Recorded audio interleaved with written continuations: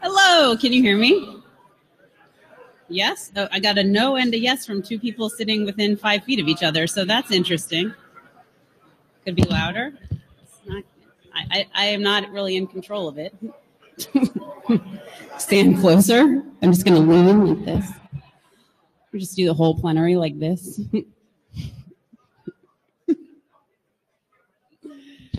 All right. Welcome, everyone, to the IETF 106 Administrative and Operations Plenary. There's food in the hallway, but all of you made the right choice to come inside rather than eating the food. We had a really great plan for this meeting. We knew that there would be lots of contentious topics on the agenda this week. People may have heard we're trying to encrypt the DNS transports. The spring working group needed 17 hours of meeting time to talk about segment routing. There were so many contentious topics that we knew would be coming. So we planned the meeting in a very hot place, knowing people would bring all their summer clothes, and then we froze the meeting rooms. But the idea being that if you're really cold, you don't want to spend a lot of time arguing. You just want to get to the end so you can go back outside and warm up. But we were thwarted in this plan because the delightful people at the Secretariat brought blankets, handed them out to people, and as a result, we've had to actually debate and fight to the bitter end to achieve the consensus that we all are seeking here in the IETF. But thank you, Secretariat, because you're always looking out for us.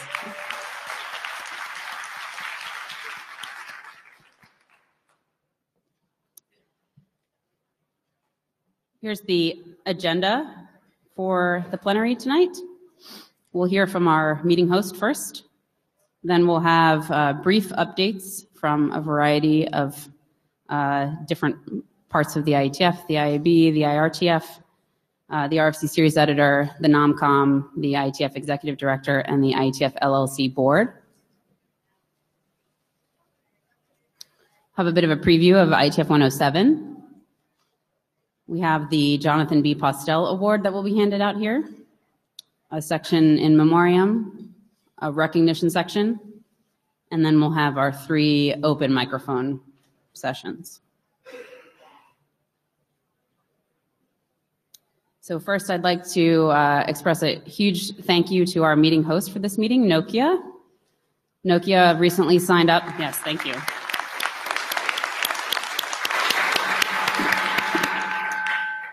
Nokia recently signed up as one of our global hosts. A global host commits to hosting multiple meetings for the IETF over a multi-year period, so we're super thankful to them for their support. And Kent Wong is going to talk to us.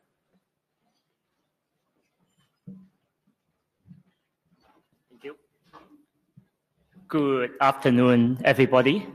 Welcome to the beautiful Singapore. I wanted to say sunny Singapore, but there's a bit of rain this week, and it's very cold in the conference room, right? So welcome to the beautiful Singapore. I hope you enjoy all the meetings so far this week and enjoy the social event in the Art Science Museum yesterday. Yeah, I think it's kind of cool to have our social event in the museum setting, isn't it? So my name is Ken Wong. I had the IP optic routing group for Nokia for Asia Pacific. Since this is the first time I think the new Nokia hosts this event, I thought I would just make 2 quick points. First one, some of you may ask, what does Nokia have to do with IETF? Don't you guys just make handset phone? Believe me, my colleagues and I still got asked this question from time to time when we told our friends we work for Nokia. It turned out in the last 15, 16 years of industry consolidation, merger, acquisition, where Nokia is now a collection of many different technology and companies. One example, some of the colleagues here in the room and myself, we are from the Nokia IP routing group, which originated its technology from a startup in Silicon Valley called Thymetra. Thymetra got acquired by Alcatel in 2003. Alcatel and Lucent merged in 2006. And Nokia acquired Alcatel-Lucent in 2015. So this is just one example. And of course, through the years, we have many colleagues that coming from Bell Lab, coming from former Alcatel, coming from former Lucent, and former Nokia Siemens, and former Newbridge as well. So, today, if I look around, I think this year we have close to 30 delegates from Nokia joined IETF, and I think involved in many, many different standards and areas. We are committed to IETF and will continue to support IETF activities. So that's the first point. Second point is a bit more personal. So I have a confession to make. I've always wanted to attend IETF, never got the chance, and this is my first time. So I remember 18 years ago when I started in Thymetra, my first project is to implement the graceful restart draft for all the routing protocol in Thymetra.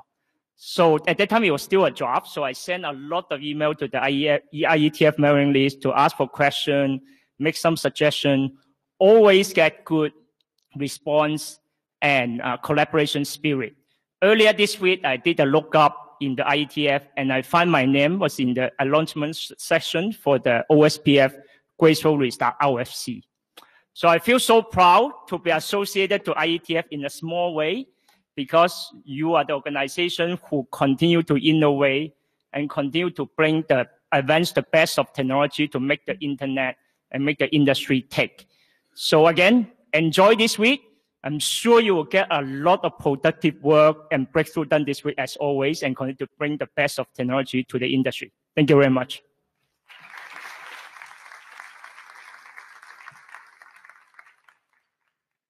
So we have a small token of our appreciation here, a nice plaque for you.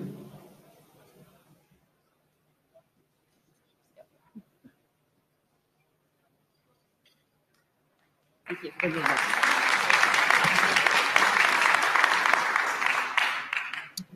All right, so next up is the report from myself, the IETF chair, and from the IESG. I'm going to keep it brief this time, trying to keep the plenary a bit snappier. We'll go through some participant statistics and then an update on conduct in the IETF. So here at IETF 106, we have actually one more participant who registered since we created the slide earlier today. So we have 999 people on site. I hear we're going to break 1,000. Sometimes people register super late in the week. So we should be hitting 1,000 by the end of the week. And we have 147 first-time attendees here with us, and attendees from 61 different countries, about on par with last time we met in Asia for IETF 103. It's the end of the year, so I thought it might be nice to do a little bit of a look back over the last couple of years. Here you can see the participation numbers, the attendance numbers for the last 2 years worth of meetings. Each of the last 2 years were fairly similar to each other, and you can see the pattern there. Fairly similar attendance numbers, and we've met in the same region at the same time of year for the last 2 years, so you can compare fairly easily. If we look at the remote participation numbers, we couldn't provide numbers for 106 because a lot of people register and participate later in the week, and we didn't want to give you half of a number. But you can see there, at least over the course of the last year, an upward trend in remote participation. And this is the number that counts any remote participant who attends at least one working group remotely.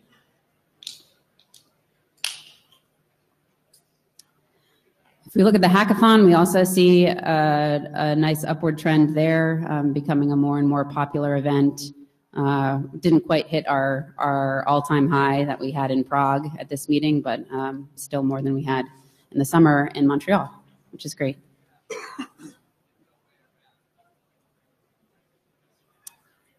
And just another word on the hackathon, and those 300 people who are in the room are working on 41 different projects together.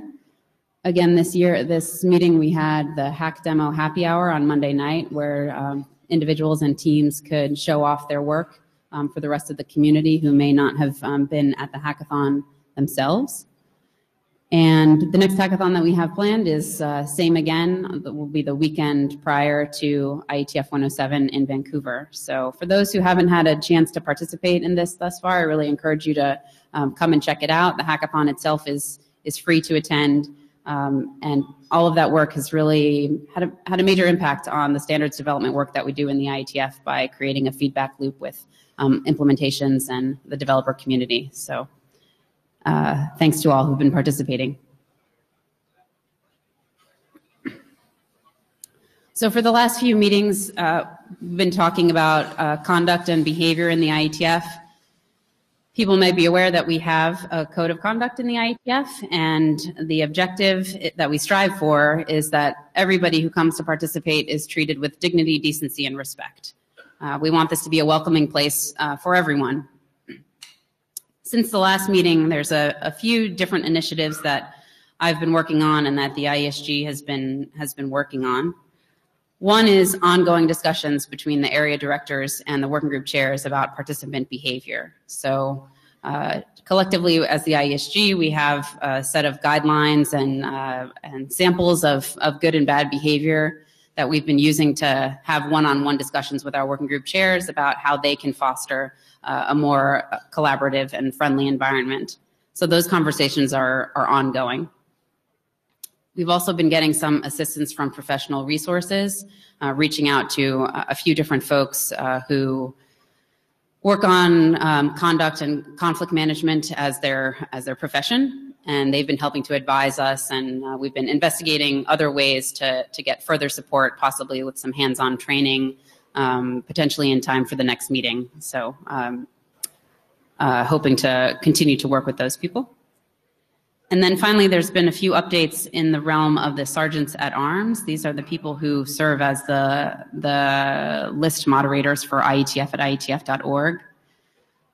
You can see them up on the screen. They are Matthew Miller and Dhruv Doty. Dhruv is new to the team since the last meeting, and he's been really integral, both he and Matt, as we've developed an engagement model for the sergeants at arms. So if you visit the link there, you'll see some standard operating procedures that we've developed for the sergeants at arms, some email templates that we intend to use to make sure that when the sergeants at arms are engaging with people from the IETF community, that they're doing so in a consistent way and communicating clearly about concerns related to behavior on IETF at IETF.org. We did put that out for community review and feedback, and I met this week with the Sergeant at Arms team to start reviewing some of that feedback, so you should be seeing responses to many of those comments in the coming weeks. On a related note, just wanted to summarize for people some of the changes that have occurred recently with respect to mailing lists where general IETF discussion and process discussion happens. So we created a new mailing list since the last IETF meeting called Last Call at IETF.org. And this is where all of the IETF Last Call discussions are now happening about documents that are in Last Call. The moderators are Jared Mouch and Ron Gondwana. We still have IETF at IETF.org, which is for working group charter reviews, general announcements and general technical discussion, and initial kind of process discussion and brainstorming about process issues. And there we have the sergeants at arms who moderate. And then we have a new working group called Gen Dispatch, chartered in the general area to provide a forum for discussion of process proposals that are a little bit more fleshed out. So things might initially begin on IETF at IETF, but eventually they may move to the Gen Dispatch working group where they can be discussed, and then some determination is made about whether they will be AD sponsored or turned into a new working group or how they will be otherwise handled. And for that, we have the working group chairs who are doing the list moderation, and that's Francesca Palambini and Pete Resnick. There's lots of other topics that we covered online. I sent out a report in advance of this meeting to the IETF mailing list, so you can check out, there's more information there, including the fact that we received no appeals in the last period since the last meeting, and reports from many other groups and bodies that are part of the IETF. And with that, I will ask Colin Perkins to come on up.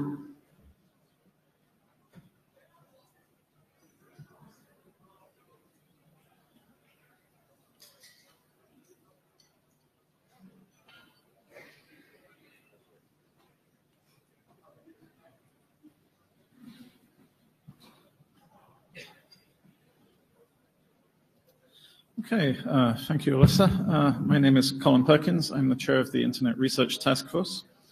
The IETF is the research arm of the IETF. We do research, we don't do standards development.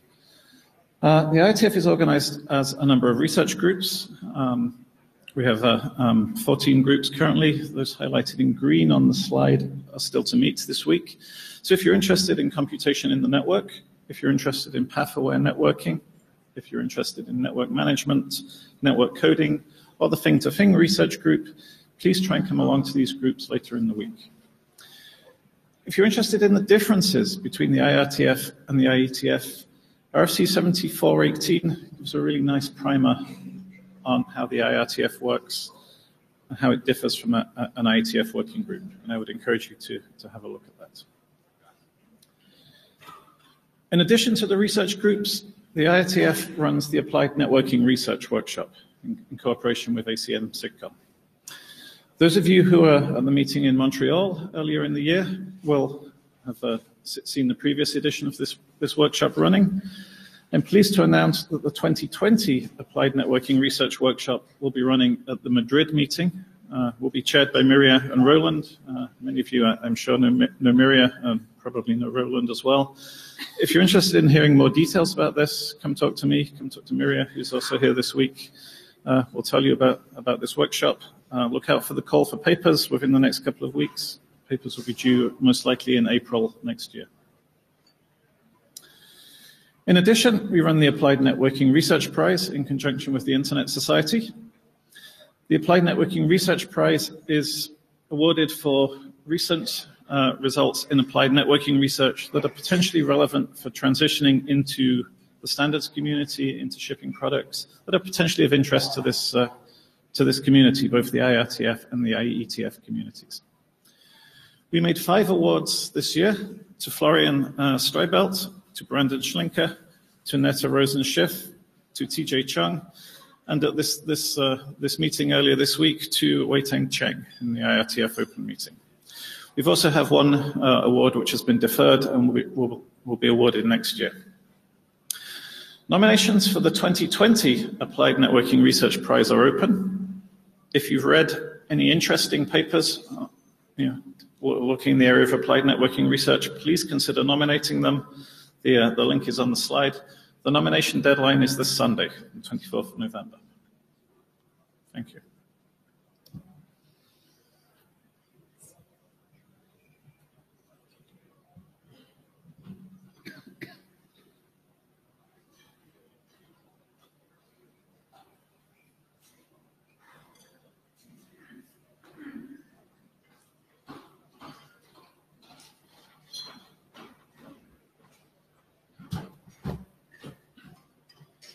Good afternoon, everybody. This is the report from the Internet Architecture Board. One of the jobs of the IEB is to manage appointments to external bodies on behalf of the IETF community. Among the most important of them made in the most recent period was the reappointment of Adrian Farrell as independent submissions editor. We thank Adrian for his 2 years of service so far and for his willingness to stand for an additional term. Thanks very much to Adrian. We have also appointed Peter Koch to the ICANN NomCom, and we're seeking nominations for the Internet Society Board of Trustees. Since our email to the community, you will also see a new request. We are also seeking nominations for the ICANN Governance Working Group. The GWG is part of the mechanism by which ICANN and the Root Server System Advisory Committee are putting together a new governance structure for the Root Server System. Another thing the IAB does is make occasional public statements. There was one such public statement during this period calling out the unintended consequences of policy and regulatory proposals. This was originally inspired by the statement that went directly to the Australian government, but has been broadened and made more general so that we don't have to make specific statements to individual governments in the future.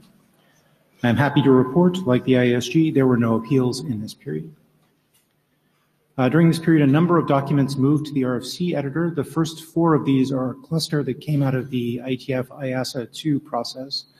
Because the documents they were updating were on the IEB stream. They moved from IASA 2 into the IEB process for community review and approval, and they were all approved during this past period.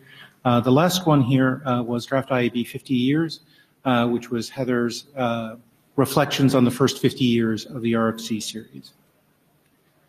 There are a number of other documents that are either in preparation or are currently in community review, which is the equivalent of last call.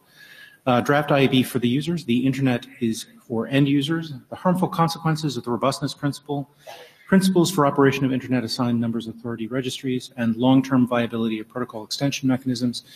We look forward to your comments on those either directly to the IEB or to the architecture discuss list. There are 2 workshop reports currently in preparation. The first is for the Design Expectations for Deployment Realities, or DEDR workshop, and the second is for the Exploring Synergy Between Content Aggregation and the Publisher Ecosystem, or ESCAPE workshop. Lastly, as all of you know, the IEB has a number of programs, among them RSOC as a management program. The IEB received an SOW from RSOC for the temporary RFC editor project manager after their community consultation during this past period, and has transmitted it to the IETF LLC on October 2nd. This has now moved into a different phase of the SOW and RFP process than is managed by the IEB, but just for your information, the proposals received are being considered now with a proposed start in January. In addition, the IEB is assisting Heather on the output of the RSE-ME community discussions, and she is up next to tell you more about this and other RFC editor topics.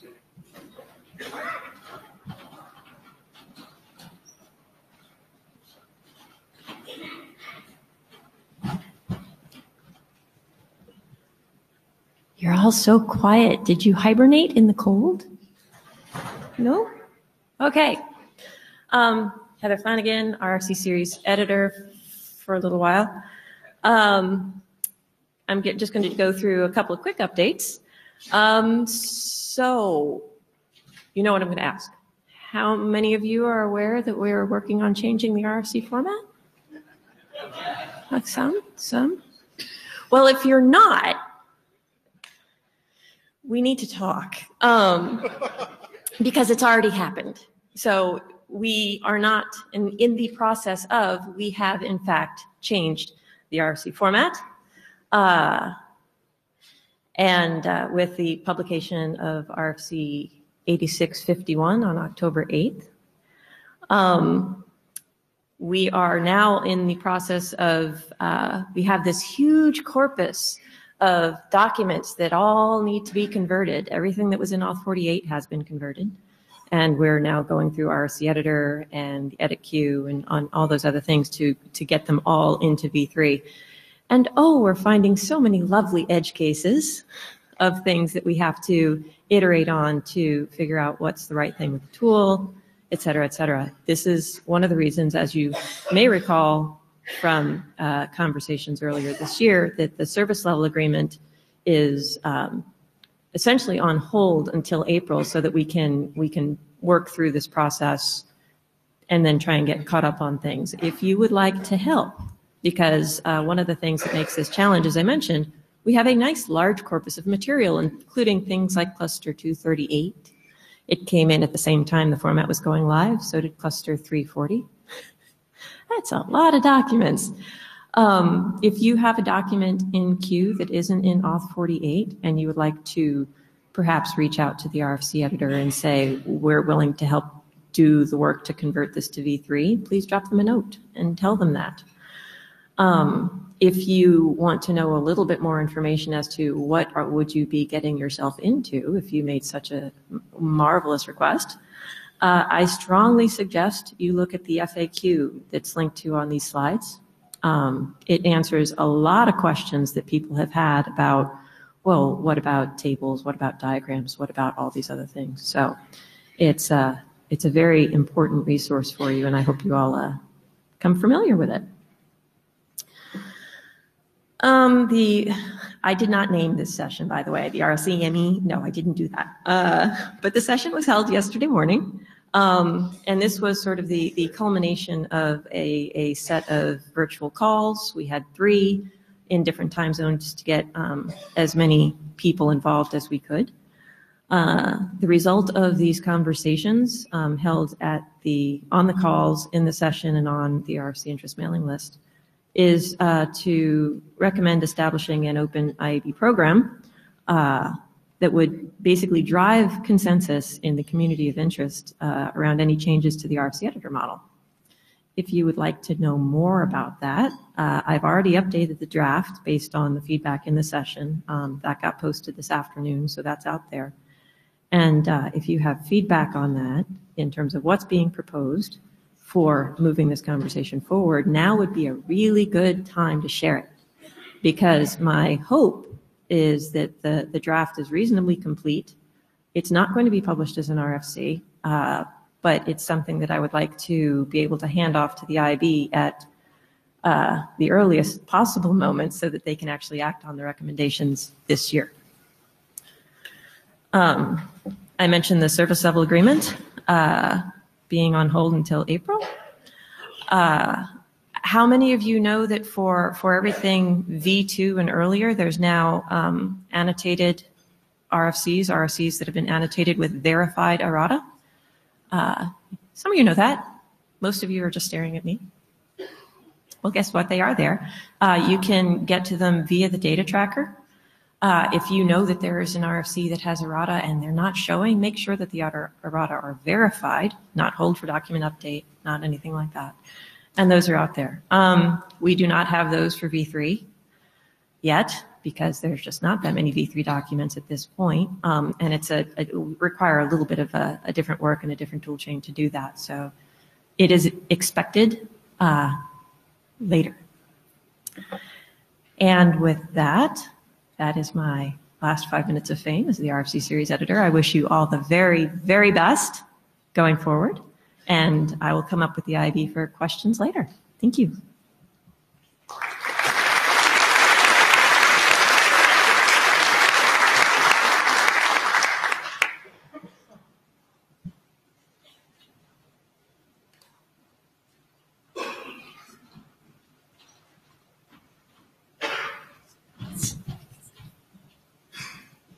Makes a lot of noise walking up here. All right. This is the NOMCOM update for this year. The first thing about NOMCOM is we can't talk about NOMCOM. Actually, no, we can't talk about NOMCOM. All right, Singapore. So last IETF, we assembled the group of folks who will work for the community to select for the roles coming up this year. This NOMCOM, which is 106, where we do all the interviews. So that's us. We look like silhouettes when we're in the room, and we're interviewing all the folks who put their names forward and who are willing to serve the community. This is a kind of a view of the process. We got the NOMCOM committee together previously back in the early summer. We had a call for nominees as we approach August into September. We started a call for feedback a number of weeks ago, and the green area is where we are now, where we're looking for feedback. So let me remind everyone, we're looking for feedback. We need lots and lots of feedback. We need to know what you guys think of all the nominees so we can make the best selection possible for the community. And once we're finished the feedback period and the interview period, we move on to deliberations. So just in case you don't know where to provide the feedback, in the data tracker, you can move on to a web page that looks just like that. Under the NOMCOM 2019 section, there's a section there. You can click on feedback, and you can provide your feedback on all the nominees, some of the nominees, whatever you like. And we did come here ready to work. We're working together. The NOMCOM is very excited. There's lots of opinions. We're moving forward. We're interviewing all the folks. We're having a great time. So who's on the NOMCOM? If the NOMCOM members don't mind standing up to show everybody who you are, these are the folks. I'm not sure who's all there. Here they are. These are the ones who have taken their time. They've stopped doing all their other work, not all their other work, and they're here to take your feedback. Please, please, please reach out to them in the hallways. They have orange dots.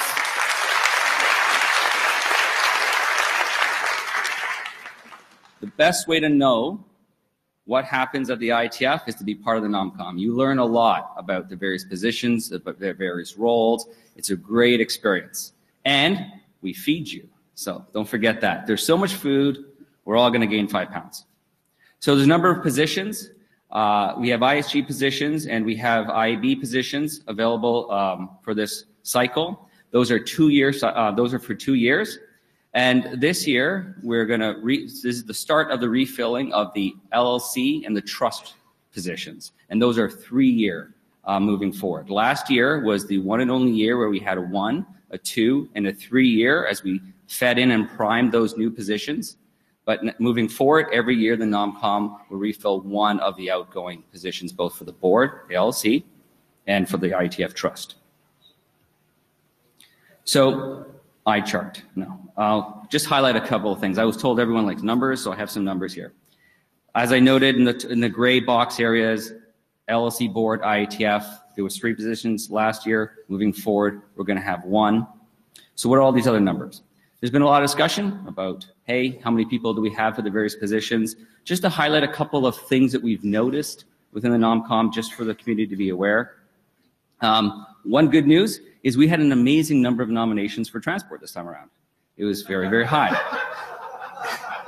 However, not as many accepts. So I think for every 15 people we nominate, 1 might actually accept. So we need 45 next year if we want to get 3. All right.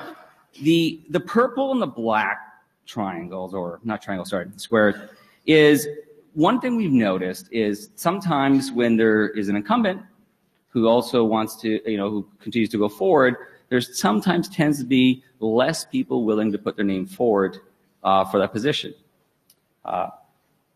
That's one thing we've noticed. I'm not going to put any qualitative analysis into that. However, I think it's important for folks to know that even incumbents want to make sure that we have other people that are ready to take the position anyhow. It's good to be part of the process. It's good to go through the process.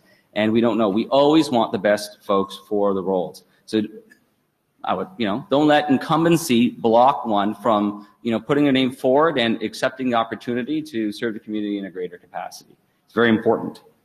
So what can you do? Feedback. I said it a few times. I'll say it again. We need feedback. Please, please, please provide your feedback. It's very, very important. Nominate people. Next time around, obviously we're too late this year, but nominate yourself. Sometimes someone doesn't know that you are willing to put your name forward. So please nominate yourself if that's what it takes. Let the community know you're willing to take a position. And that way, if you have an opinion, you can help in the leadership roles. And if you want to really, really help the community, be part of leadership. That's it. Oh, sorry. You should tell people the deadline for feedback because it's very close. Thank you. See? So the deadline for feedback, go ahead. Börje Jonman Eriksson, part of the NOMCOM. Yes. He's keeping us on our toes. So the end of the day, Thursday, is the last opportunity for feedback. So please, please, please, you have another whole day and a few hours to get that in. So if you have anything to say, please enter that in. Okay, I think now I'm finished. Okay. Thank you, Börje.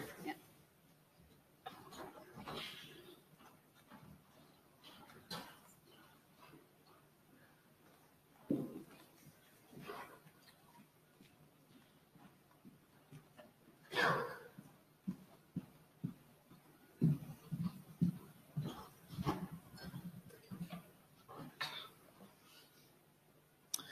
Hello. So I'm Jay Daly. I'm the new IETF Executive Director, and I'm sure you know Portia, who is the outgoing interim IETF Executive Director.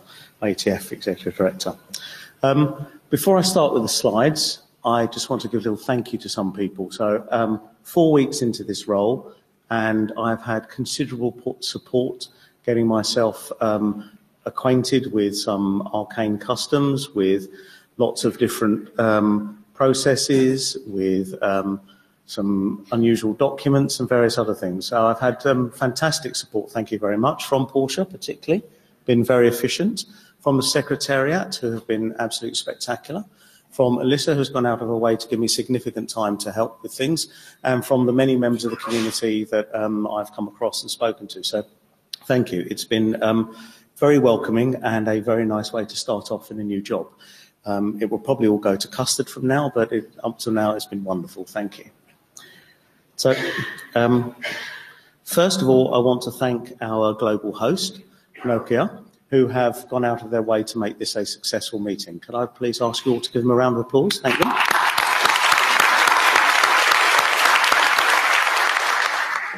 You may want to keep off your keyboards. You will be clapping a lot for the next couple of minutes. So I'd also like you to thank ICANN, our hackathon sponsor, another successful part of the meeting, as we heard earlier.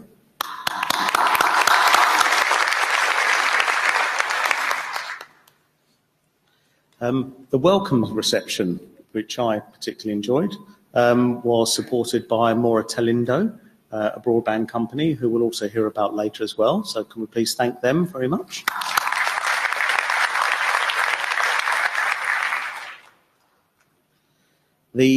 As you know, we are in Singapore, and we were supported ably by the Singapore Exhibition and Convention Bureau. And I think that they've gone out of their way to make this a particularly nice event. So please thank them as well.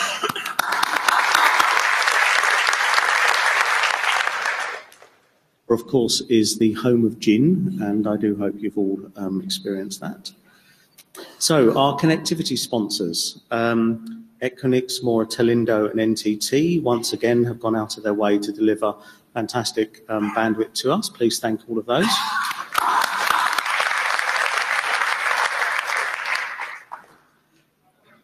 And our equipment sponsors, when I found out how much money and how much equipment they give us, I was astonished. It is really quite something they are giving us. So please thank them very much, Cisco and Juniper.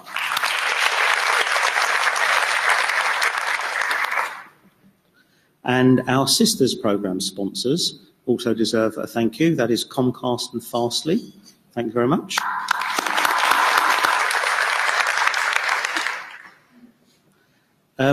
So for the code sprint, the IETF data tracker enhancements, we had a number of people turn up and who were again very useful. This continues to be an ongoing feature of the meetings. So thank you very much to those people who gave their time to help with data tracker.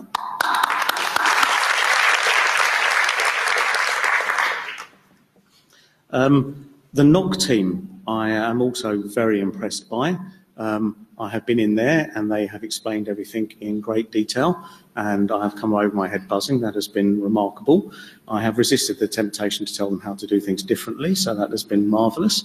Line Speed, Meet Echo and all of the volunteers really are quite dedicated, and I think the fact that they are locked away during the daytime means that we don't often see how well they do. So thank you to them as well.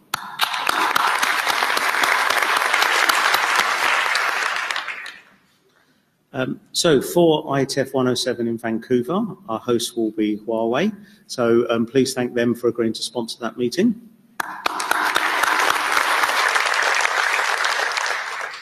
Have a number of sponsorship opportunities available. So everybody I know and have known for some time, I'm going to be stealing your wallets at some point. Thank you very much. So finally then on thank yous, well actually there may be more. We need to thank our global hosts. So these are people who have made long-term commitments to support the IETF, which really is quite something in this day and age, who are giving us that money to ensure the longevity of the IETF and who can make our lives a lot easier because we know we have that long-term funding. So we have Cisco, Juniper, Comcast, NBC Universal, Ericsson and Nokia. Thank you all very much as well.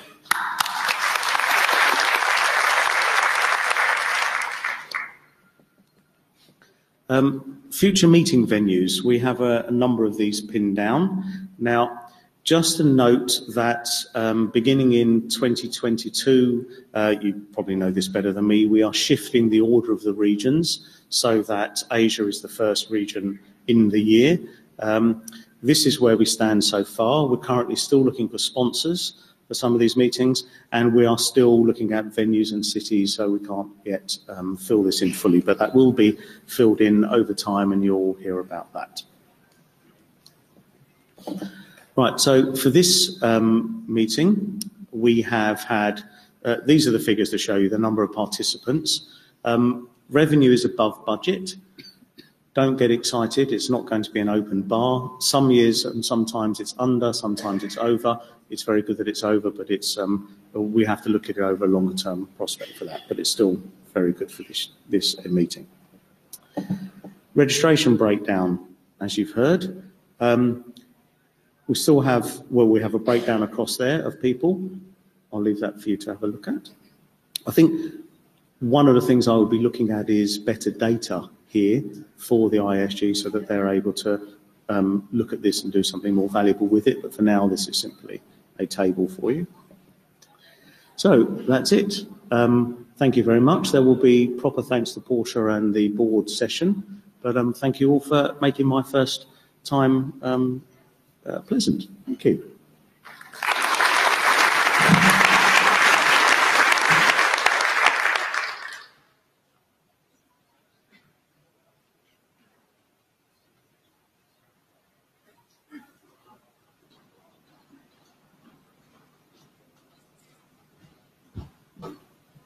All right, thank you. I'm Jason Livingood here from the LLC board to give an update. So this is the board. I believe at least Peter is remotely participating from his home in Belgium. Maya planned to, but she's ill at the moment, and Alyssa and Sean are obviously here. We have some upcoming board meetings. I won't go through the details here. What we've been trying to do is basically publish several months in advance when the board meetings are, and we invite people to participate. When we hold some of those coincident with IETF meetings or ICANN meetings or other meetings, we welcome people to attend in person as well. So, recent work completed. We have been busy since the last meeting, have importantly gotten some big things done. First, obviously hired a permanent executive director, Jay, who just spoke a moment ago. We also recently finalized the first round of LLC policies, and in addition, we filed on the website all of the conflict of interest policies or filings, for the board members, including 2 additional memos pertaining to them, and some of that will be updated as things change. We also had the executive director announce contract awards for a number of the RFPs that have been put out, including CPA that will be in place before end of year, automatic schedule builder, and we're in the midst of finalizing the Secretariat Services RFP and a number of others. And lastly, we are just in the process of publishing and wrapping up our 2020 budget, which is really the first time that we've been on top of what our expenses actually look like. And we know a number of those from the past few months, so that's important as well. We certainly sent a welcome email out and did a rollout announcing Jay joining the organization. We're delighted that he's come to work here, so thank him for that. And Portia, if you could come up, please. I wanted to take a moment, to really extend our thanks to Portia. So she has served here as executive director since 2017, so about 2 years, and really provided a bridge from the IOC or the original IASA model to the new model, and helped us navigate through a time of incredible administrative and legal uncertainty, and did that with aplomb. So we really appreciate her efforts. She's continuing through the end of the year to help that transition occur. So I'd like to please recognize Portia for the great work she's done.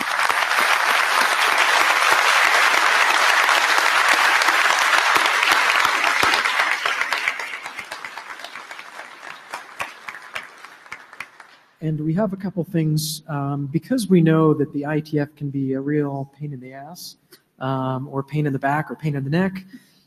We got you a gift at the Mandarin Oriental in Washington, D.C. If you'd like to have a massage or something like that, try to work all the stress of dealing with us out. So we thank you for that. And we have a nice plaque, a newly redesigned one. So we've got this one here.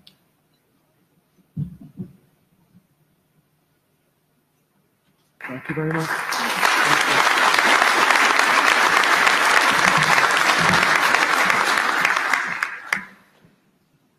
So what's coming next between now and the next meeting?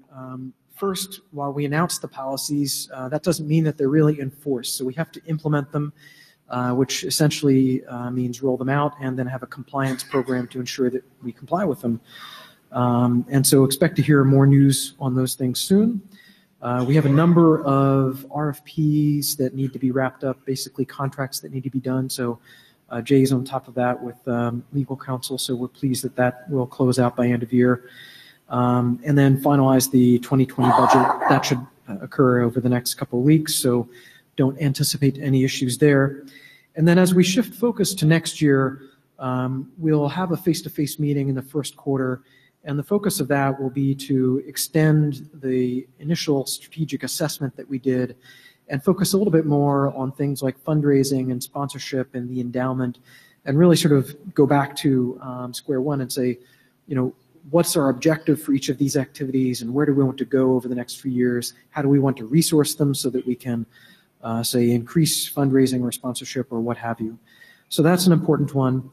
And then finally, and we're almost all the way through this, but finalizing an investment policy statement, basically a guide to how things like our reserve funds and our endowment are invested to manage those resources. So nothing magical there. That should be done fairly soon. This is, we're happy during the question and answer time to take questions here. This is a quick snapshot, and it's an eye chart. I'm not going to go through everything. This is for us a bit of a transitional year because we came in as a board in the March timeframe with a budget that was developed before we really had a clear sense of costs.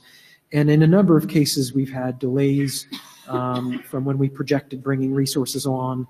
And so that caused, in some cases, costs to be a little bit lower.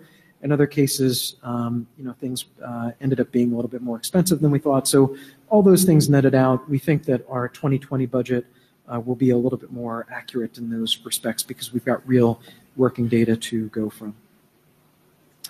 And of course, lots of ways to contact us. We're happy to have your involvement and definitely encourage anyone to attend our regular board meetings. So I think with that, thank you very much, and we'll see you on the stage later on. Thank you.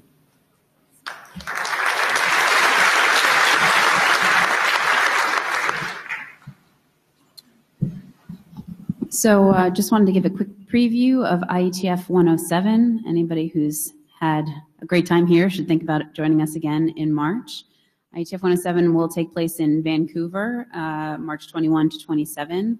And we've been very pleased to secure a host for that meeting in Huawei. So please join me in thanking Huawei for signing up to sponsor the IETF.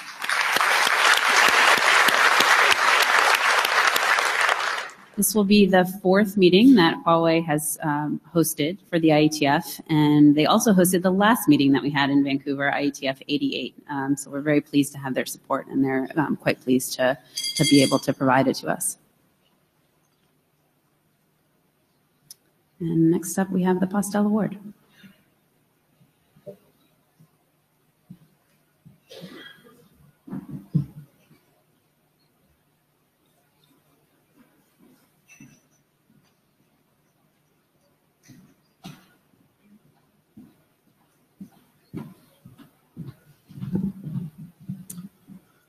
Thank you. Hello, everyone. I'm Andrew Sullivan. I'm the president and CEO of the Internet Society, and we are the presenters of the Jonathan B. Postel Award. This is a service award that was created to honor the memory of John Postel. I didn't know John Postel, but many of you did. He is sometimes invoked as something of a saint or a patron of in various arguments. I am told reliably that he was, however, a truly and deeply human person who consistently gave his all for the benefit of the internet. He was, of course, the first editor of the RFC series. He authored and co-authored dozens of hundreds of RFCs, first director of IANA, etc. But I think most importantly, he provided us with this tradition of working on behalf of the internet. I think that the internet is a marvelously human technology. It's something, it's very easy to forget that we're really working here on behalf of humanity. And it's something that I kind of wake up every day and I can't believe that I get to participate in this along with so many other people. And I think that that's the reason that the Postel Award was established. The Internet Society has this award to honor people and organizations who, like Postel, made these outstanding contributions in service to the data communications community. And there is a prize, there is a crystal trophy that is right here, and there is also a US dollar, $20,000 prize. There are many awardees. Many of these are people that we all know, and of course they have contributed consistently to the development of the internet. And I think that this long tradition allows us to reflect on how it is that we get the internet. We get it as a collaborative effort, something that we do together. The fact that we do this thing together means that humans have to contribute to one another and as a collective effort in order to do that. This year's awardee is Alain Aina.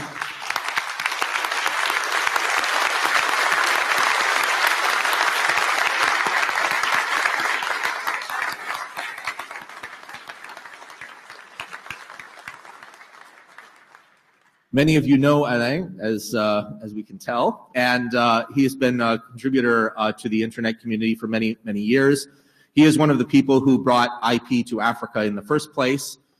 He is one of the people who helped in the creation of Afrinic and continues to this very day working on education and research networks, contributing to the development of this, for everyone. And I think that that is one of the most beautiful things. So I want to thank him and invite him forward to say a few words. Alain.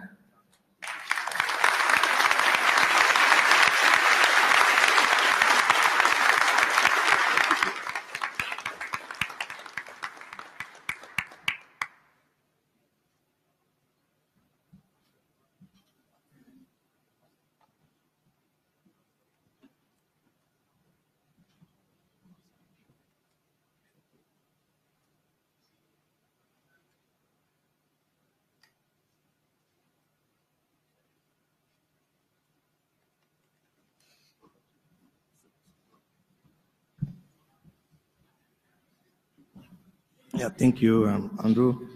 I am delighted to be here today as Jonathan Postel Awardee 2019. My name is Alain Ayina, but some simply call me Alain Ayana. So it works, especially in this community. So many people has issue spelling my last name. I say Ayana, so it works. So in this community, I come from Africa, and I'm someone who had opportunity to put his fingers in bulletin board system, UUCPs, TCP/IP, as Andrew just said, establishing the first connectivity in Togo, Liberia, Guinea-Conakry, etc., etc. I've been involved also in building the ecosystem in Africa. And these days, I'm devoting my time building research and education network, because this ecosystem, the RAN ecosystem, is lagging behind and not playing the role we really expect from them in terms of bringing engineers, creating a new space for community engagement, etc. But what brought me here today, I believe, is more the impact of my journey than the journey itself.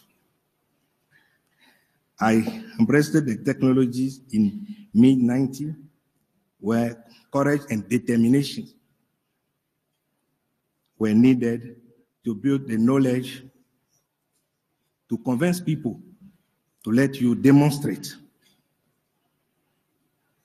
and do what you think needed for people to move a beat and to connect and talk to each other.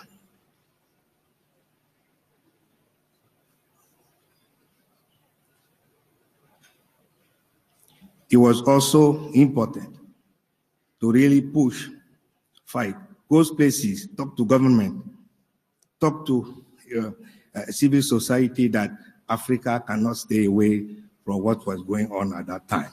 You all know Africa, how government, how these things are very important, and for them, internet was a no-go, so we have to do that at that time. Dedications and self-led commitment, the sense of services and pragmatism were resources which empowered and excited me during all this experience. They are still driving me today. These qualities and attitudes come to mind when we think of Dr. John Postel. The long walk to technologies encountered difficulties and issues as expected, but we seem programmed to never give up. We contributed to history, helped build a foundation by continuously enabling and empowering many African fellows and beyond. All along, we share our patience, spread the virus we incubated by embarking others, and we continue to inspire many more today. Many thanks to those who were part of these journeys. I see some in this room. Thank you very much.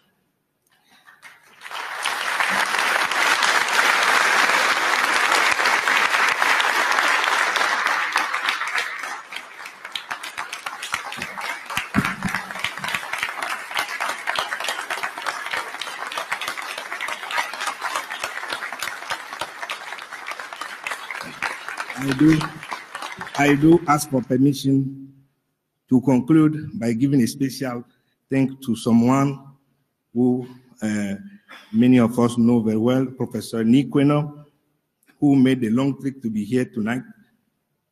Thanks, Prof, for tirelessly monitoring the flame in me, always moving the target and renewing the cause, and for continuously remind us about the unfinished and the unstarted businesses of internet on the continent. Thank you all.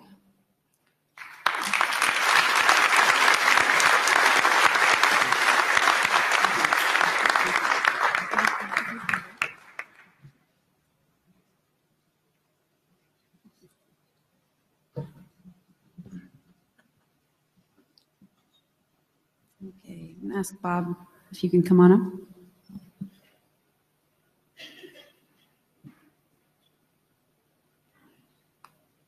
So, sadly, we lost a few people from our community since the last IETF meeting, and Bob here is going to come up and recognize Sally Floyd first.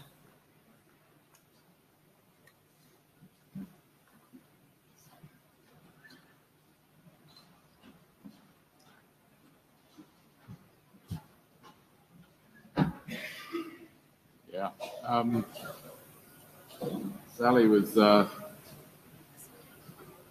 Sally was someone who may not have wanted me to be the person that said this.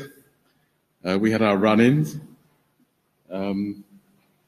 but I wanted to give tribute to her for how much I learned from her and how much everyone else learned from her, and not just from her research, but from the way she conducted her research and the way she explained that research as well. Her explanation style is what I remember most.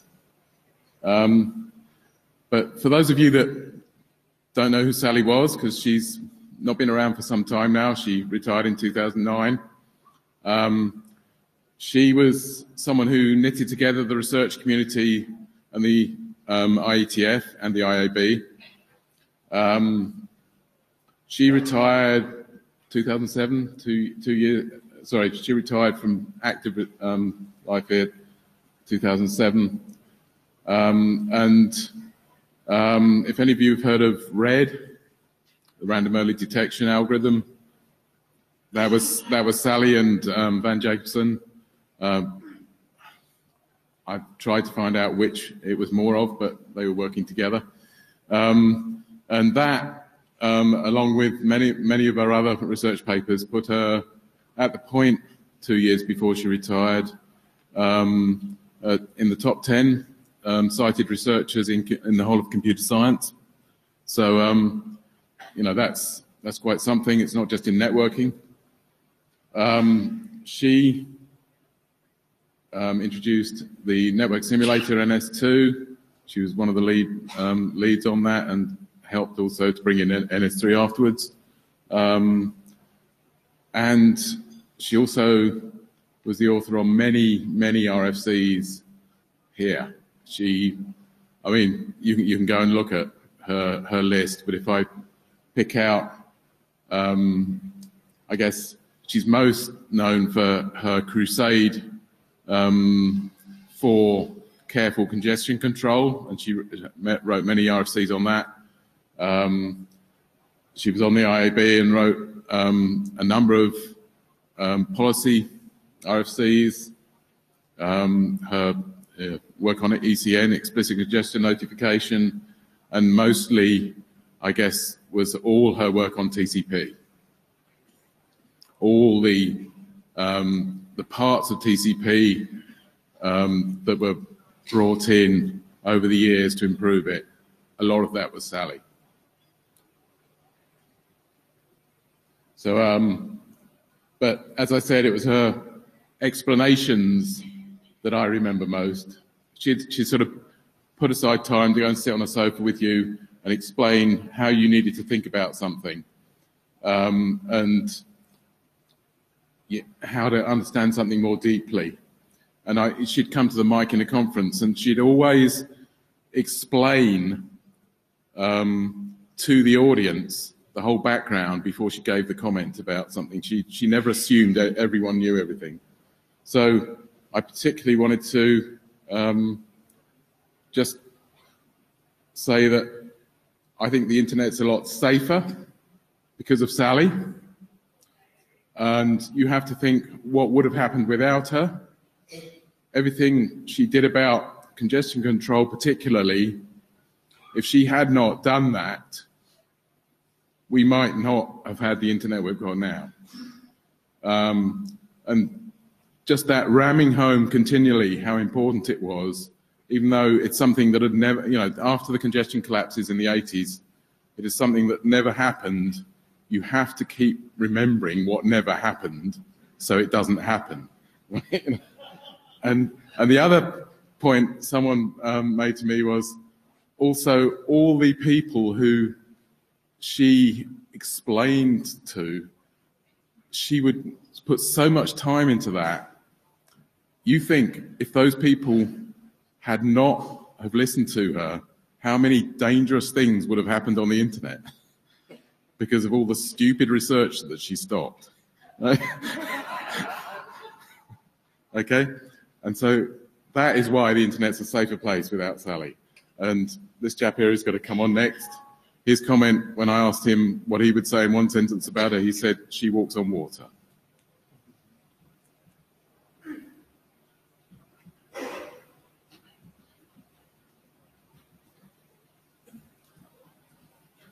Also, I'm going to back up a little bit. I have been to many CCNA classes and that kind of thing during my time at Cisco and educational environments throughout the world.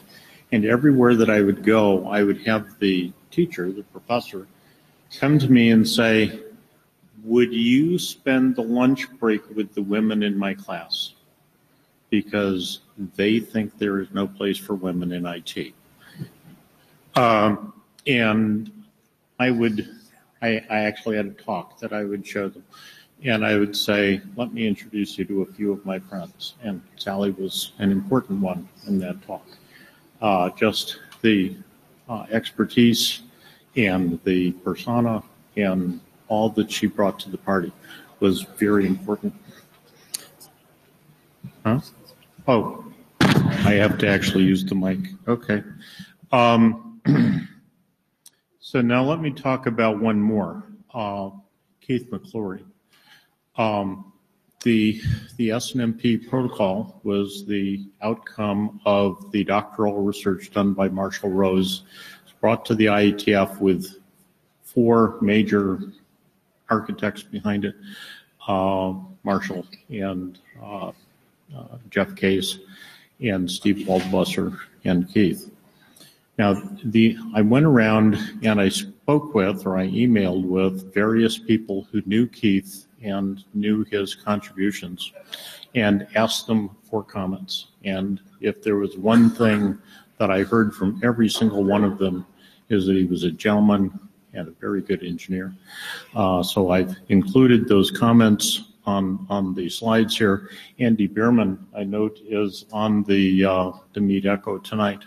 So Andy's comment, and one that I heard from many, was that he was completely trusted by the community. If they had made comments on a document and something needed to happen to it, if Keith understood them, and he always did, once Keith understood them, the right thing would happen, and he was trusted with it, which is an important thing. Keith made a huge contribution in this community.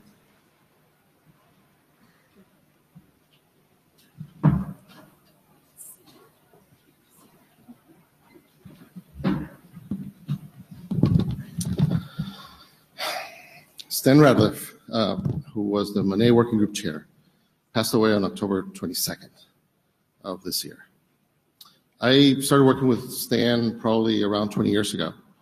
His team and I started working on something that was called ad hoc networking. At the time, I didn't know what it was, so we had the pleasure of having him explain to us and introduce all of us to that world of infrastructureless, completely distributed networking.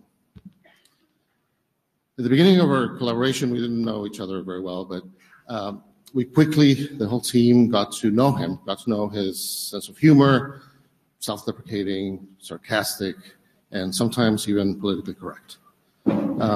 He was an engineer that always put his abilities down. He didn't want to be the center of attention, but it was clear from the beginning that he would be what he became. He became a pillar of the ad hoc community. He will be missed by a whole industry. He made very important contributions, among them DLEP, and he's also a co-author of AODB version 2. He was the chair of the Monet Working Group for many, many years, during probably the most productive time of the working group, but also the most contentious time in the working group. He was always there to provide his technical opinion, to bring the working group forward, to get it to consensus, to try to move it along and have fruitful discussions all the time. Over the last couple of years, the working group has been slowing down. So maybe for the last 4 or 5 months, he was the only chair in the Monet Working Group. We last had a conversation on October 21st, the day before he died. And we talked about the meeting here in Singapore, about where he wanted to take the working group and what we were planning to do here. So today, we actually had the meeting, the Monet meeting, right before the plenary. And we did probably what Stan would have wanted to do many times, especially during the contentious times of the working group. We had a short meeting, went through the document updates, and then we went to the bar. We had a Stan Radcliffe tribute bar-off, a side meeting at an actual bar. It was great. We told stories about Stan, self-deprecating, sarcastic, and some actually politically correct. We drank beer that Stan would actually choose from a town in Germany called Fuking. I have to be very careful how I say that word. It's a hell beer. You can put 2 and 2 together, which in German I think it means like a pale lager or something like that. His closest friends from the working group and the IETF were there. We will all miss him. I've heard stories of ADs closing working groups while they're standing up here on the stage. Most of them before they leave the IESG. I have my iPad here. I'm not going to close the working group. Don't worry. But I still haven't gotten the courage to take Stan off the list of chairs in the money working group. So that's what I'm doing right now. We're going to miss Stan in the IETF, in the industry. He was a good friend. Thank you.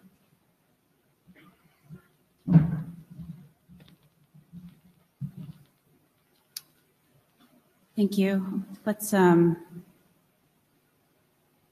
a moment of silence to remember these three individuals.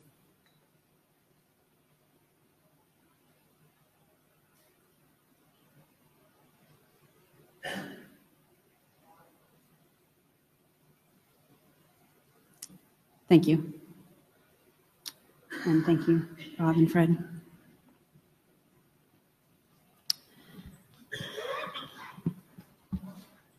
Oh, he's already here. Great. So we're going to move on to the recognition portion of the plenary.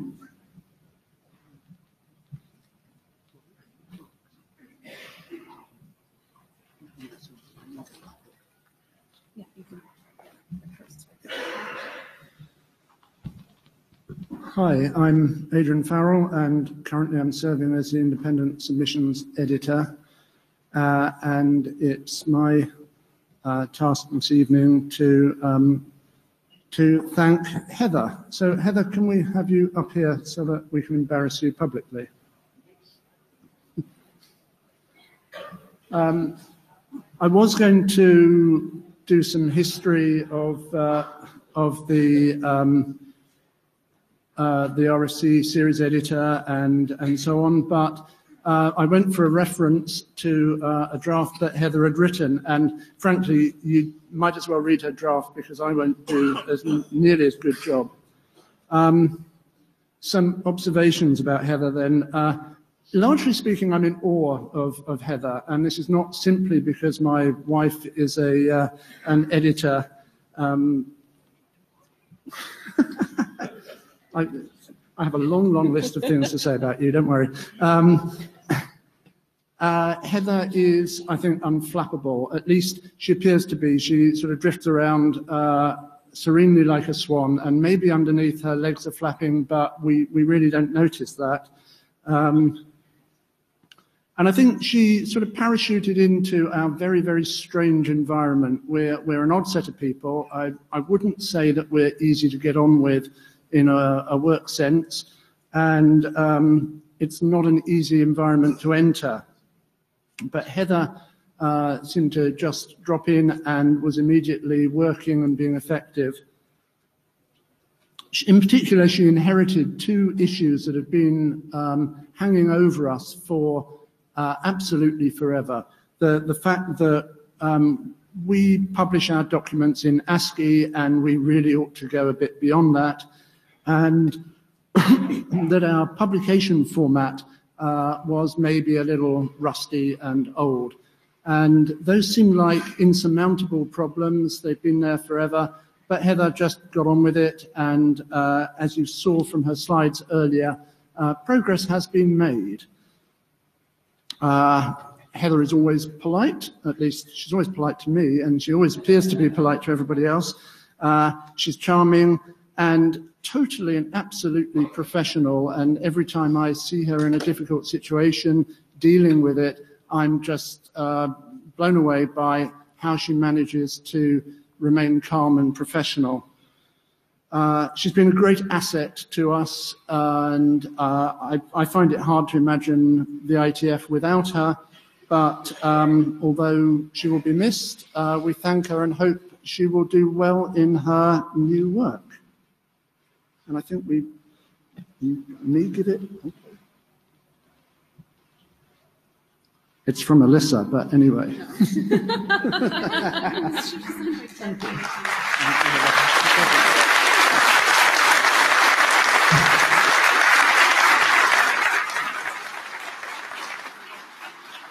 You don't think that, don't you? It's in the public. Yeah.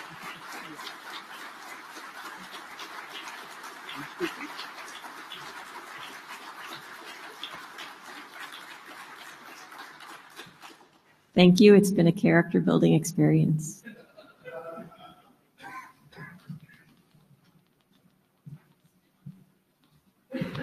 Thank you. And we're on to the IAB open microphone session. So if the IAB members could come on up.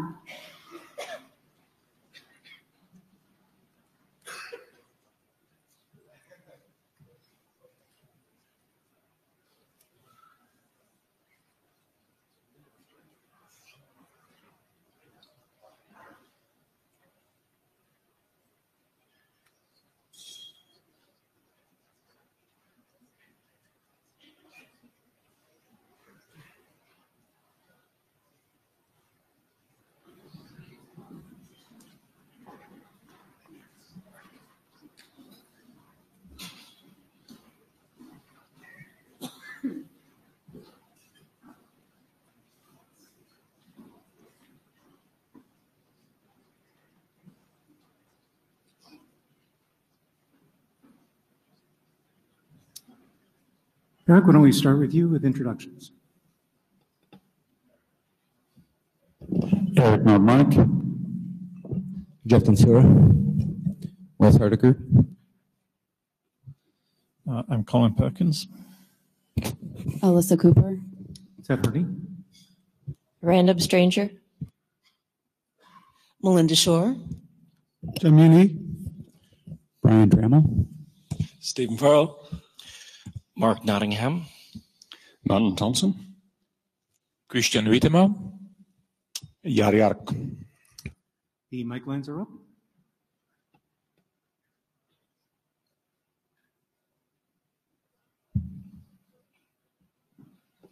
Sarah Banks.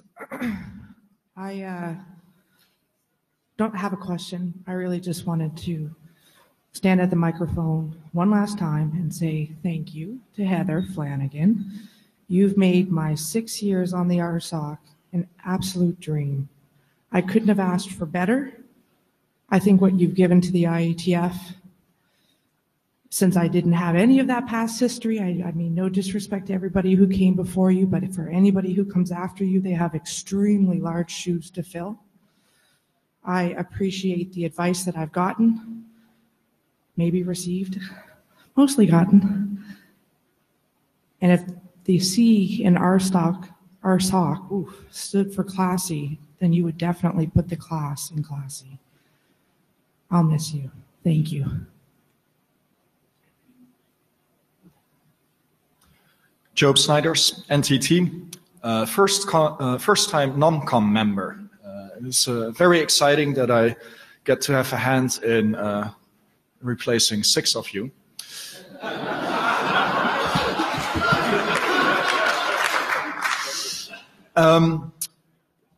I wanted to reflect a little bit on my NOMCOM experiences so far and perhaps ask for some help going forward. It has been a very, very rewarding experience to be on the NOMCOM so far. Throughout my professional work, I am mostly limited to the internet routing side of things, and in interviewing the many candidates that have made themselves available to be considered candidates for the various different boards, I've had a phenomenal insight into how the IETF works, what IAB does, how IESG even works. Very, very insightful and cool. And in the current set of nominees, there's a fantastic set of candidates available for AIB positions. If I look at IESG nominees, for some of the positions, it's fairly challenging to make good choices when there is a lack of choices. And actually, maybe I should now move to this community, because the reason we have a lack of choices is that there has been a lack of nominations by you and me. So what is it we can do to encourage more participation in the leadership roles for the functions that need to be appointed to people? And also part of that process is that people leave feedback, and I've observed that many, many people have provided feedback through the online tool or conversations in hallways or coming to the NOMCOM office. That is great. I'm very happy with that. But I want us to think in the next 12 months how next year we can make sure that there is not only that there is actually more choice, so we can make sure that we make the best possible choices. Thank you for your consideration. Thank you for your comments. Phil Hahn-Baker. A situation arose in a different standards organization that has caused me some concern as to practice in IETF. In particular, I noticed that Notewell has no mention of antitrust. And there are two reasons here. One is the protection of the organization. If things pan out as I expect them to do in that case, which at this point I expect to become a federal case, there will be fingers being pointed and it will become very serious. And I think that it behooves us to at least warn people that even if you're not officially speaking for your organization, if you get up to a microphone and you say, if your company offers this service to various people, then we will destroy your business. Oh, yes. Oh, yes. Then that is not only putting your employer at risk, it is putting you at risk. And I don't want to get into the details of that situation, but I think that we need to take this seriously. First, let me say I'm relieved that this is all happening in a different SDO. That's very good news indeed. Second, I'd like to just point out that the Notewell and the documents which it refers to are all actually published on the IETF stream, and therefore it's really the ISG who should take note of your comments.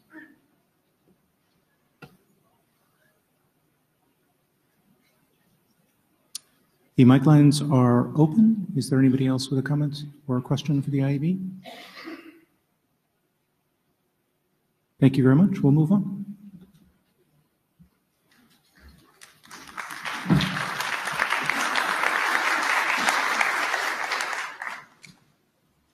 If the LLC board could come on up.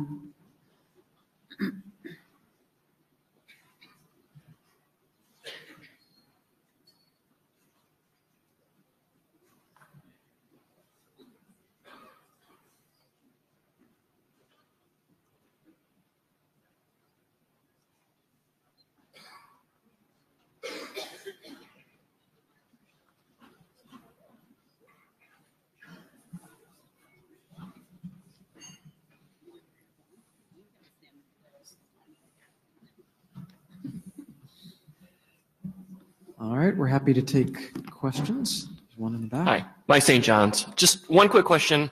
Since we put in the new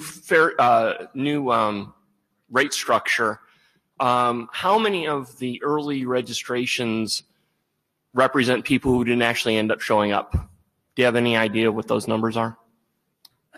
I mean, how much money did we take in just gratis? That's an excellent question that I don't think we know the immediate answer to. So let us take an action item to go investigate that. Thanks. Get back to you. Thank you.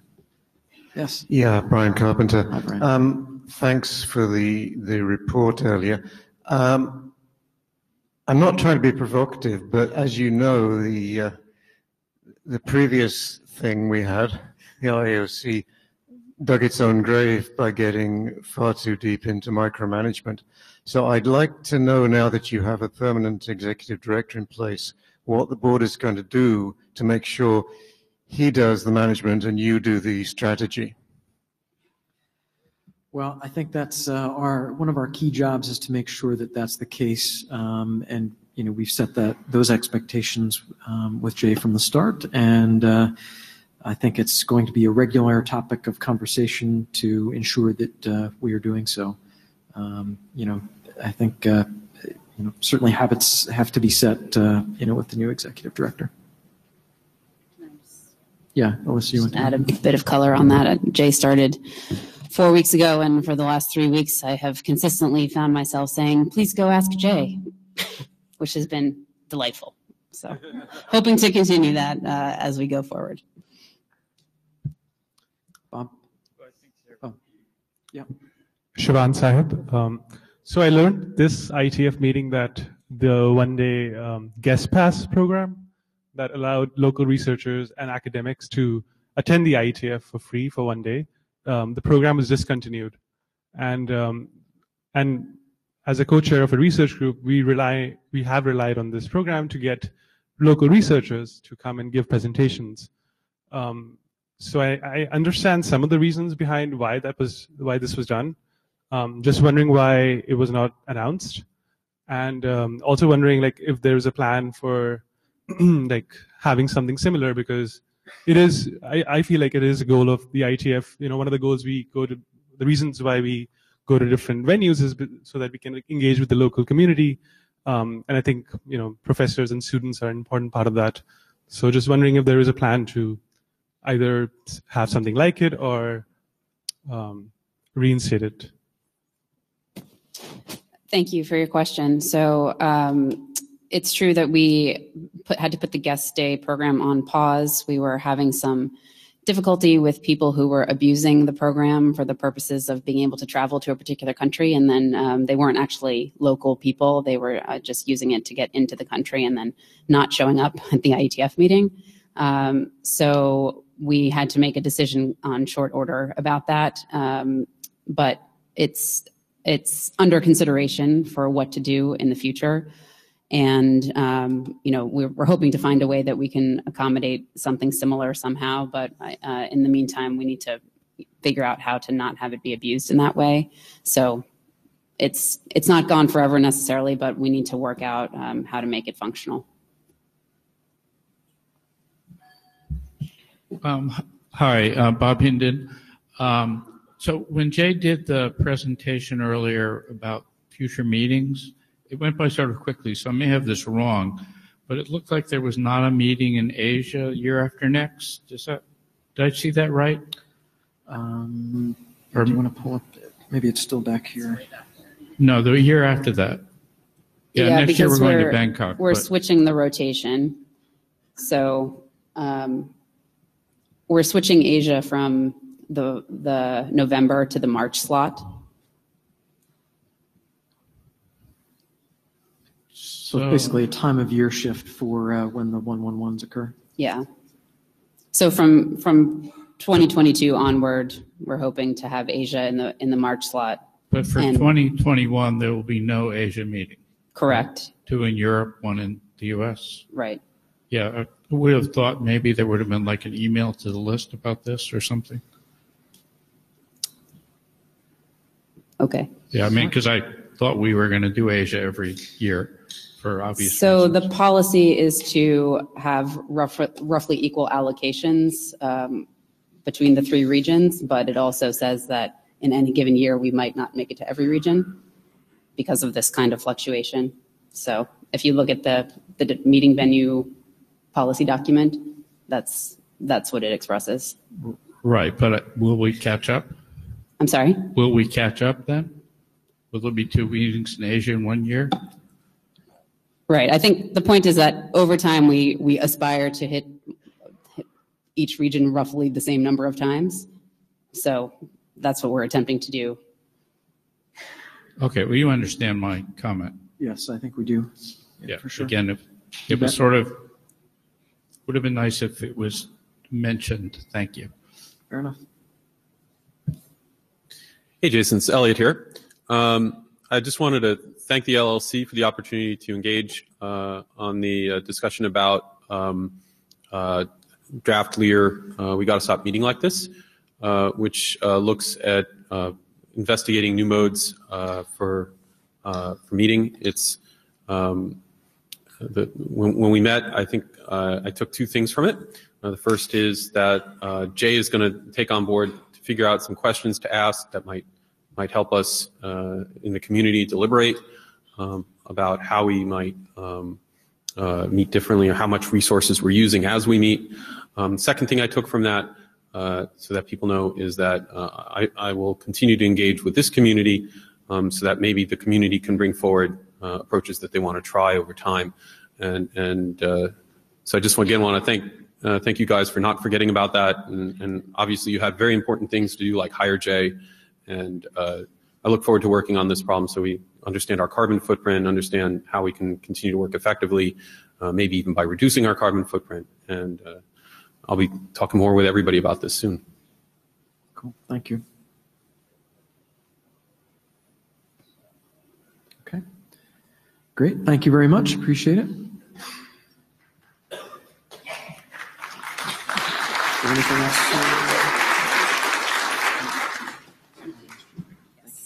Yes, the ISG can come on up. So for the ISG open mic, we're running a little experiment where try to keep the questions and the answers short and focused. So there's a timer right here. We're going to allot 2 minutes per question and 2 minutes total for the answer from the stage. We can't see the timer. We had signs. We can't see the timer, but we have all kinds of analog mechanisms for keeping time.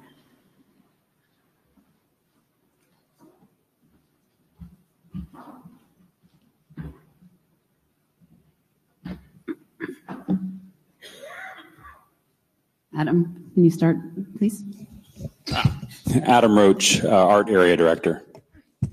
Ben Kaduk, Security Area Director. Alexei Melnikov, Art Area Director. Ted Hardy, IAB Chair. Roman Janitors, Security Area. Mia Kulevin, Transport. Deborah Brungard, Routing Area. Martin Vigor, Routing Area. Barry Liba, Art Area.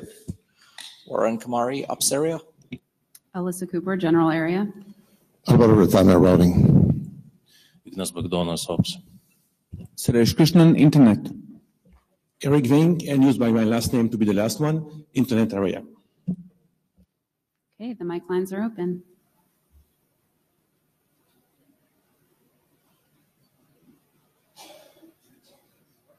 Going once, going twice. Oh.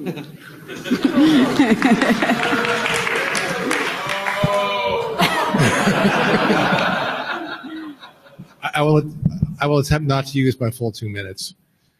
I'm John Levine. I have kind of a meta question here. I have noticed. I am using the mic. Perhaps I can shout into it more loudly. Okay. Well, there's 15 seconds out of the way. My question is, I'm seeing a lot more tribalism than I have in the past, and in particularly in some of the working groups I'm in. It's very unfortunate that people seem to you get people on two, the obvious place, for example, is Doe. I mean, there are competing people who have very clear ideas of what the right answer is, and not a very good handle on how one reaches consensus about this. And as I've mentioned a few times before, I know a lot of Quakers who have a process that everybody with them describes as consensus. And a key part of it is what they call standing aside, which is saying, you get it kind of as close to as an answer as you can. And then but it is important that you be able to say, I am not thrilled with this answer, but I don't hate it so much that I'm going to kill it. And this is different from rough consensus. Rough consensus is basically somebody says, we're close enough, and the people who hate it, too bad. Here, we ask people specifically to say, I'm in the interest of the entire group. I'm standing back because it's more important the thing goes ahead. And I'm wondering, have the rest of you noticed this? And I presume many of you have. And if so, is there any way we can kind of work on our process to try to make it more consensus-y and perhaps more productive in dealing with these very contentious topics that we are running into? Thank you. Barry, do you want to answer them?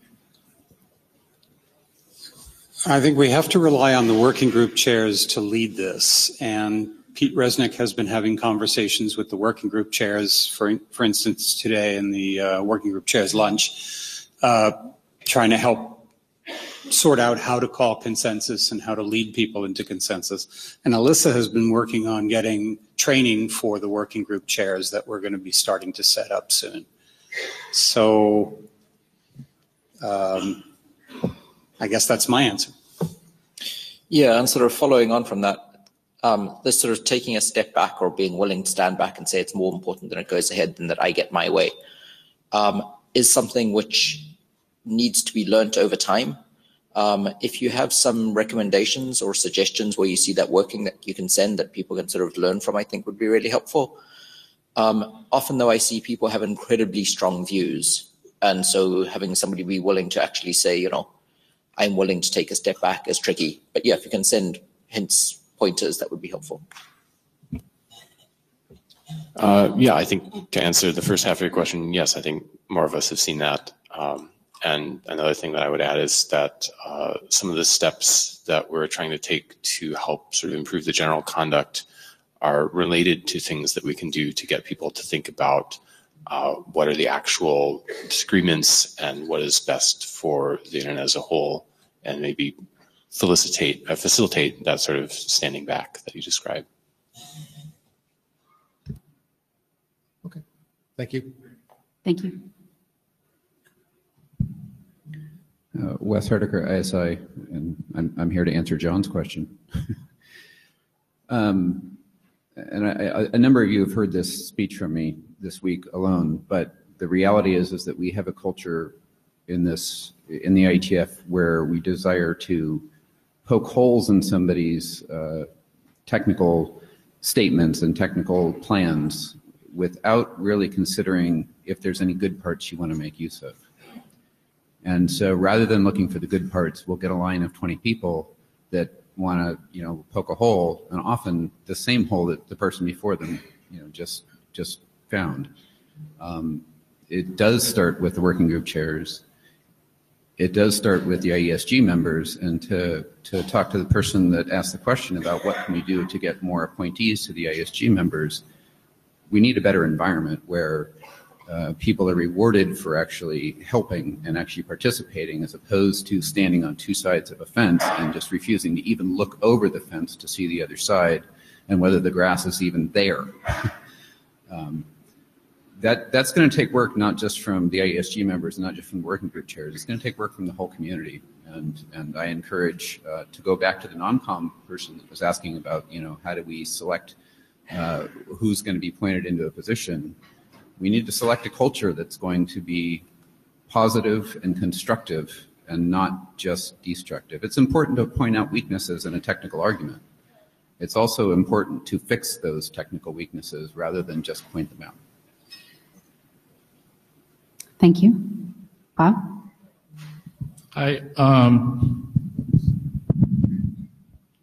Two things. I don't like the timer, but that's not what I came up to talk about, but I wanted to let you know.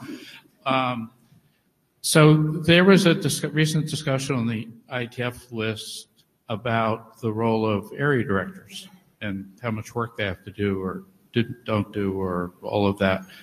And I thought that was interesting. And, as we, you can see from the NOMCOM report, it's hard to fill your jobs.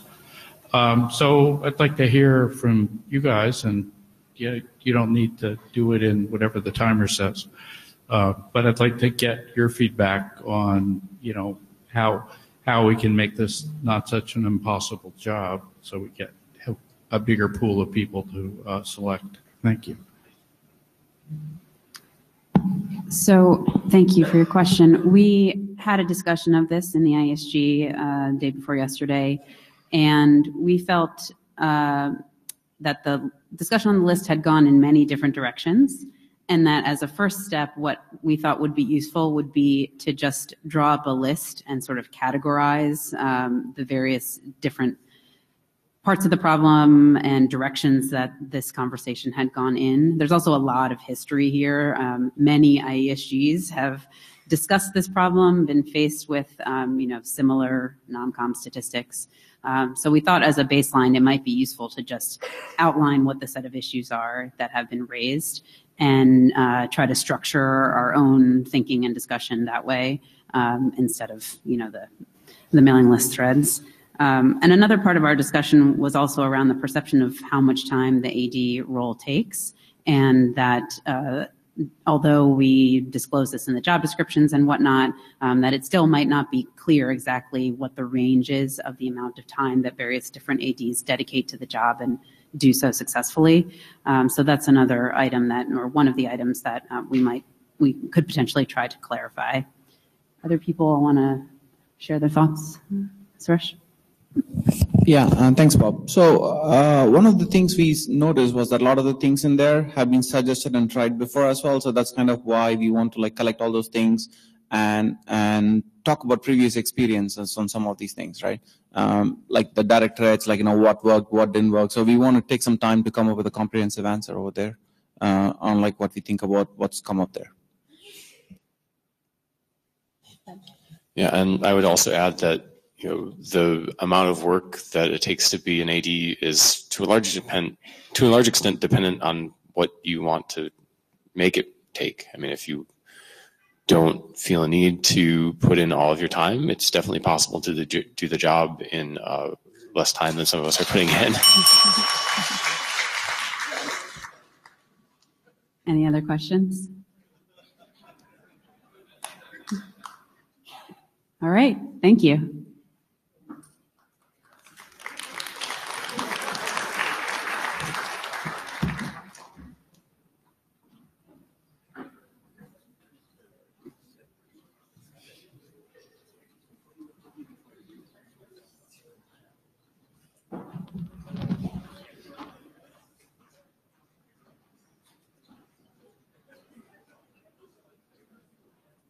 Yeah, that's it. Sorry. Yes, plenary is over. Thank you.